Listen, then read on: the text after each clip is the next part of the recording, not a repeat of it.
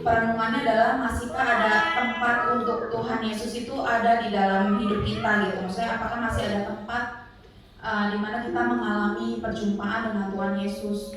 Karena jujur di tahun 2023 ini kan kita udah selesai pandemi dan memasuki tahun di mana kita udah bisa melewati itu semua gitu kan. Jadi kalau dari awal aku pikir ya, maksudnya sampai sekarang udah di akhir tahun tuh bener-bener kayak gak berasa banget sih. Makin lama makin gak berasa tahun-tahun yang dilewatin.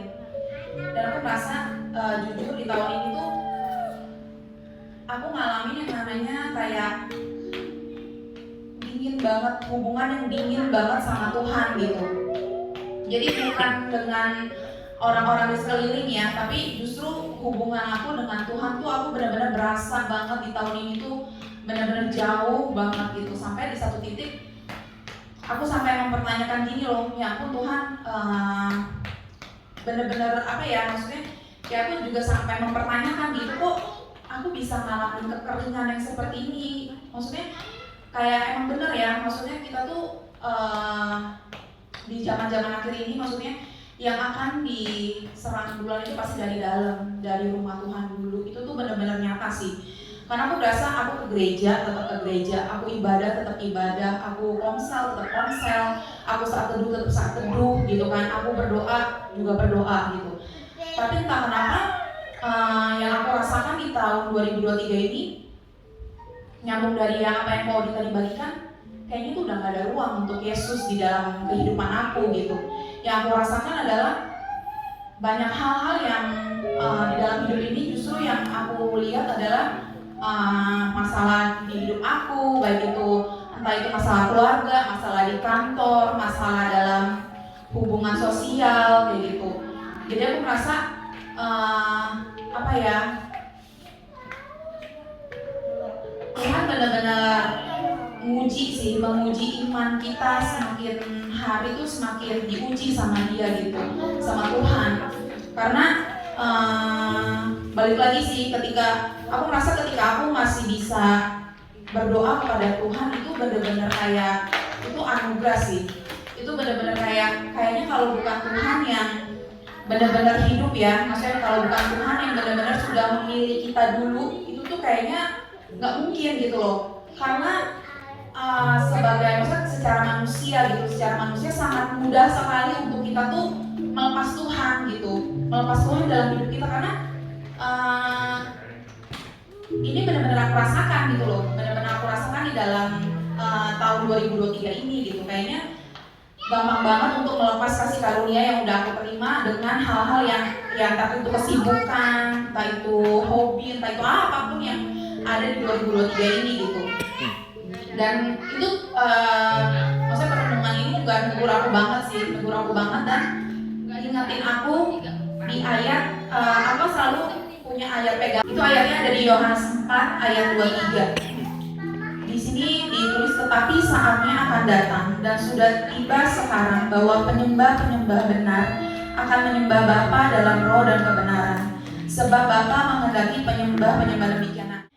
Ternyata Tuhan tuh sudah mengingatkan aku terlebih dahulu gitu. Maksudnya memang mungkin tahun-tahun yang akan kita lewatin tuh, dunia itu akan semakin membuat kita, pasti akan membuat kita semakin jauh sama Tuhan. Itu pasti gitu. Karena memang itu udah tertulis juga kan di dalam firman-Nya gitu. Kalau dunia tuh semakin hari akan semakin jahat, dan di zaman-zaman akhir pasti itu akan semakin dingin. Itu bener banget. Kita akan semakin mencintai diri kita sendiri, itu juga bener banget gitu. Jadi kalau kita lihat kayak berita-berita aja, kejahatan tuh udah kayak yang bener-bener gak normal banget sih menurut aku ya. Makin aneh gitu loh kejahatan-kejahatan yang ada gitu. Terus Tuhan ingetin lagi, ada 2 ayat yang aku di tahun 2023 ini. Satu lagi di 1 Petrus 2 ayat 2. Ayatnya ngomong gini, dan jadilah sama seperti bayi yang baru lahir, yang selalu ingin akan air susu yang murni dan yang rohani, supaya olehnya kamu bertumbuh dan beroleh keselamatan. Jadi dari ayat ini aku diingetin lagi sama Tuhan. Makanya kenapa Tuhan kasih aku ayat ini, karena Dia mau mengingatkan bahwa memang kita tuh harus punya pribadi seperti anak kecil gitu, seperti anak yang haus gitu. Maksudnya kalau anak baby kan kalau nggak dikasih minum susu aja kan terutama yang ibu-ibu ya pasti udah pada tahu ya, anak bayi kalau misalnya nggak dikasih minum aja tuh air susu pasti dia akan nangis gitu kan, sampai dia dikasih baru dia berhenti nangisnya. Nah Tuhan tuh maunya kita seperti itu gitu. Tuhan mau kita tuh benar-benar apa ya, merindukan dia tuh sampai seperti bayi itu gitu. Jadi nggak akan pernah kita berhenti meraung ke Tuhan, nggak akan kita pernah berhenti untuk minta kasih karunia Tuhan tuh terus ada seperti anak bayi yang seperti itu gitu. Jadi Tuhan mau kita punya hati yang seperti bayi itu gitu. Jadi kayak aku diingetin lagi sih lewat ayat permohonan ini, maksudnya ya untuk kita semua gitu kan, maksudnya aku nggak tahu sih apa yang kalian alamin selama 2023 ini, tapi yang aku alami seperti itu. Dan aku tuh masih terus berjuang ya di dalam, maksudnya kayak dengan hal-hal yang aku alami, kekeringan yang aku alami ini juga aku masih berjuang gitu istilahnya. Tapi pas aku baca lagi ayat ini, ya itu ternyata Tuhan tuh benar-benar Tuhan yang setia gitu. Yang tadi aku bilang kan, kita tuh gampang banget melepas kasih karunia Tuhan. Tapi yang bersyukurnya adalah kita punya Tuhan tuh yang gak pernah mau melepas kita gitu. Karena apa? Karena dia udah janji sama kita. Dia udah janji sama kita, dia akan terus memegang tangan kita gitu. Dia akan terus menyertai kita sampai akhir zaman. Nah itu janji Tuhan. Makanya yang kita bersyukur adalah kita punya Allah tuh Allah perjanjian gitu. Allah yang memegang setiap janji-janjinya. Jadi dia nggak bisa memungkiri janjinya itu gitu. Makanya kenapa kasih setia Allah itu benar-benar nggak terukur gitu. Karena tanpa kasih setia itu sih, jadi aku mulai paham gitu ya, maksudnya apa sih maksudnya kasih setia Tuhan gitu kan, istilahnya yang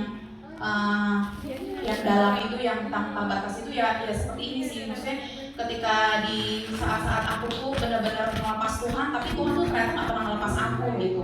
Ternyata dari awal dia tuh udah tahu apa yang dibutuhkan sama anak-anaknya gitu. Jadi itu aja sih kesaksian yang mau aku sampaikan sih. Oke guys, thank you. Terima kasih.